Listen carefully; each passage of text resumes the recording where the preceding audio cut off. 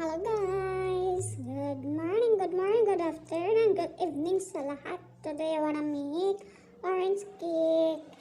Simple lang po siya gagawin guys, pero napakasarap niya. Ito lang po yung ating mga ingredients. Orange juice, harina, 2 eggs, kahit 2 eggs lang pwede na. Then, 1 cup and half lang yung ginawa ko. Tapos, hindi ako gumamit ng food coloring. Ang pampakulay ko niya yung balat ng orange mismo niya. Tapos, lagyan natin ng baking powder at saka vanilla flavor para naman mas maamoy natin yung sarap ng ating niluluto guys na. Ito lang simple siya gagawin guys na. Pero, napakasarap niya. Ito, lang ako, mano-mano lang natin ginawa to dahil wala tayong hand mixer.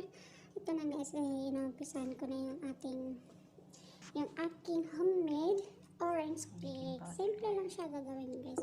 At talagang madali mo lang siyang sundan, no?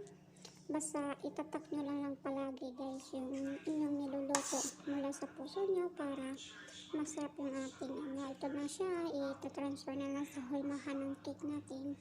Then, ilalagay natin ito 45 minutes sa ating oven. So guys, sana magustuhan niyo guys at sana try nyo rin para sa inyong mga anak. Sa ni Kadama sa Jordan Vlog. Thank you guys for watching. Hope you like it, my recipe for today.